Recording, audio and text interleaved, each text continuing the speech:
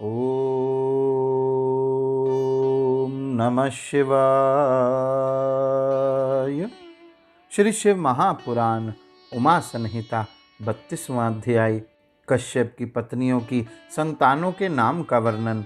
सूत जी बोले, अदिति, दिति, सुरसा, अरिष्टा, इला, दनु, सुरभि, विनता, ताम्रा, क्रोधवशा, खशा, क्रदु एवं मुनि ये कश्यप की पत्नियों के नाम हैं। अब उनकी संतानों के विषय में मुझसे सुनिए। पूर्व के मनवंतर में तुषित नामक जो 12 उत्तम देवता थे, वे सुकीर्ति संपन्न चाक्षुष मनवंतर के समापन तथा विवस्वत मनवंतर के आगमन के अवसर पर सभी लोगों के हित के लिए परस्पर एकत्रित होकर कहने लगे कि हम लोग इस विवस्वत मनवंतर में अदिति के गर्भ में प्रविष्ट होकर जन्म लें। ऐसा करने से सज्जन लोगों का कल्याण होगा। ऐसा कहे जाने पर चाक्षुष मनवंतर के अंत में वे तुषित देवगण मरीचि के पुत्र कश्यप के द्वारा दक्ष पुत्री अदिति के गर्भ से उत्पन्न हुए। उनमें विष्णु तथा शक्र ने पहले जन्म लिया। अदिति में जन्म लेने वाले अर्यमा, धाता, त्वष्टा, पूषा, विवस्वान, सविता, मित्र, वरुण, अंश तथा भग ये अति तेजस्वी 12 आदित्य के नाम से विख्यात हुए। जो चाक्षुष मनवंतर में तुषित नाम के देवता थे, वे ही अगले वैवस्वत मनवंतर में 12 आदित्य कहे गए हैं। हे शौनक, इस प्रकार मैंने अदिति के 12 अपत्यों का वर्णन आपसे किया। दक्ष की 27 कन्याएं जो उत्तम व्रत वाली सोम की स्त्रियां थीं, उनसे अत्यंत तेजस्वी संतानें हुई। दक्ष की विद्युत नाम वाली 4 कन्याएं जो अनेक पुत्रों वाले विद्वान अरिष्टनेमि की पत्नियां थीं, उनमें 16 पुत्र उत्पन्न हुए। देवऋषि कृशाश्व के पुत्र देवप्रहर्ण देवताओं के अस्त्र शस्त्र नाम से अभिहित हुए। हे मुने, उनकी अर्ची नामक पत्नी से धूम्रकेश उत्पन्न हुए। उनकी स्वधा और सती नामक 2 पत्नियां थीं। उनमें बड़ी का नाम स्वधा था तथा कनिष्ठा सती थी। स्वधा ने पितरों को और सती ने वेद और अथर्वागिरी को उत्पन्न किया। ये सभी 33 देवता कामज कहे गए हैं और सहस्त्र युगों के अंत में पुनः पुनः नित्य उत्पन्न होते रहते हैं। जिस प्रकार जगत में सूर्य का उदय और अस्त होता रहता है, उसी प्रकार से ये देव निकाय भी युग युग में उत्पन्न होते रहते हैं। कश्यप से दिति के गर्भ से हिरण्याक्ष एवं हिरण्यकश्यपु नामक महाबलवान 2 पुत्र उत्पन्न हुए, ऐसा हमने सुना है। सिन्हिका नाम की एक कन्या भी हुई, जो विप्रचिति की पत्नी बनी। हिरण्यकश्यपु के महातेजस्वी 4 पुत्र हुए। उनके नाम अनुह्राद, ह्राद, संह्राद तथा प्रहलाद थे। सबसे छोटा प्रहलाद विष्णु का अत्यंत भक्त था। अनुह्राद की स्त्री सूर्या के गर्भ से प्रलोमा एवं महिष हुए।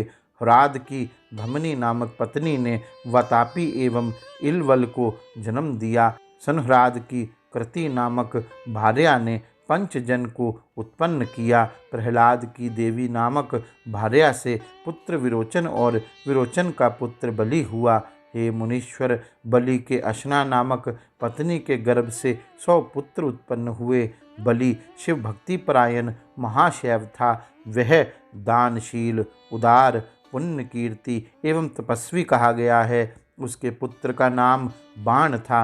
वह भी शिव भक्त और महाबुद्धिमान था, जिसने शिव जी को भली भांति संतुष्ट कर गणपत्य पद प्राप्त किया था। महात्मा बाण की उस कथा को तो आप पहले ही सुन चुके हैं, जिसमें उस वीर ने संग्राम में श्री कृष्ण को अत्यंत प्रसन्न किया था। हिरण्याक्ष के 5 पुत्र हुए, जो विद्वान एवं महाबलवान थे। वे कुकुर, शकुनी, भूत संतापन, पराक्रमी, महानाद एवं कालनाभ थे। हे मुने, इस प्रकार मैंने दिति के पुत्रों को बताया। अब दनु पुत्रों के नाम का श्रवण कीजिए।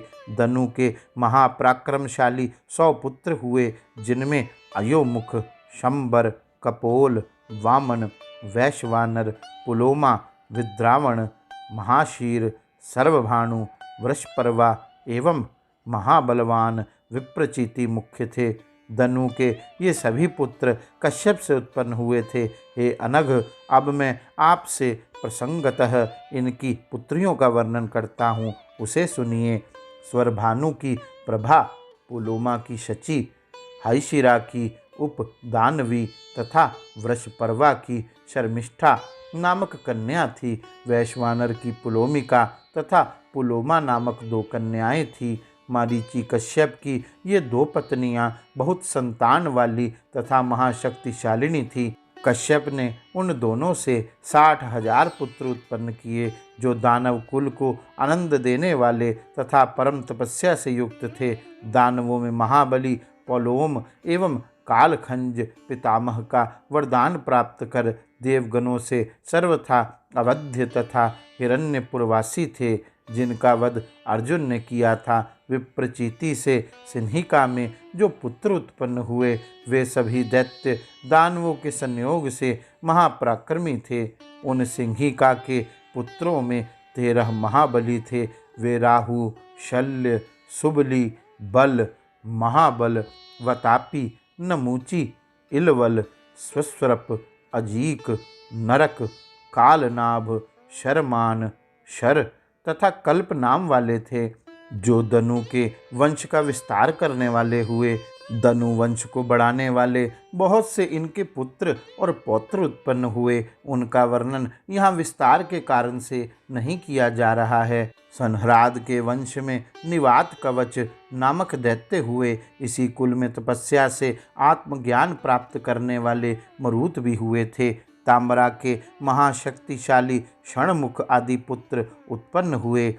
काकी, शयनी, भासी, सुग्रीवी, शुकी, गृध्रिका, अश्वी, उलूकी ये ताम्रा की कन्याएं कही गई हैं। उनमें काकी ने काकों को, उल्की ने कौओं के शत्रु उलूकू को पैदा किया, शयनी ने शेनों को, भासी ने भासों को, गृधि ने गृधों को, शुकी ने शुकों को और सुग्रीवी ने शुभ पक्षियों को उत्पन्न किया। इसी प्रकार कश्यप पत्नी ताम्रा ने घोड़ों, ऊँटों एवं गधों को उत्पन्न किया। इस प्रकार ताम्रा के वंश का कथन किया गया है। विनता के अरुण तथा गरुड़ ये 2 पुत्र उत्पन्न हुए, जिनमें गरुड़ पक्षियों में श्रेष्ठ हो गए। वे अपने कर्म से अत्यंत दारुण थे। सुरसा के महातेजस्वी अनेक शिर वाले आकाशचारी हजारों महात्मा सर्प उत्पन्न हुए, जिनमें शेष, वासुकी, तक्षक, ऐरावत, महापद्म, कंबल तथा अश्वतर सर्पों में प्रधान राजा हुए। ऐलापत्र, पद्म, करकोटक, धनंजय, महानील, महाकर्ण, धृतराष्ट्र, बलाहक, कुहर, पुष्पदंत, दुर्मुख, सुमुख, बहुश, खर्रोमा और पाणी आदि सर्पों में प्रधान राजा हुए। क्रोधवशा के सभी पुत्र दृष्टा वाले अंडज, पक्षी और जल जंतु हैं। वराही के पशु कहे गए हैं। अनायुषा के महाबलवान 50 पुत्र हुए, जिनमें बल, वृक्ष, विशर और बृहत प्रधान थे। सुरभि ने खरगोशों तथा मत्स्यों को जन्म दिया। इला ने वृक्ष, लताओं तथा समस्त तृण जातियों को उत्पन्न किया। खशा ने यशों एवं राक्षसों को, मुनि ने अप्सराओं को, अरिष्टा ने सर्पों को और प्रभा ने उत्तम मानवों को जन्म दिया। हे मुनीश्वर, इस प्रकार मैंने आपसे कश्यप के दायादों का वर्णन किया, जिनके सैकड़ों हजारों पुत्र और पौत्र हुए। इस प्रकार श्री शिव महापुराण के अंतर्गत 5वीं उमा संहिता में कश्यप वंश वर्णन नामक 32वां अध्याय पूर्ण हुआ। गौरी शंकर भगवान की जय। ओम नमः शिवाय।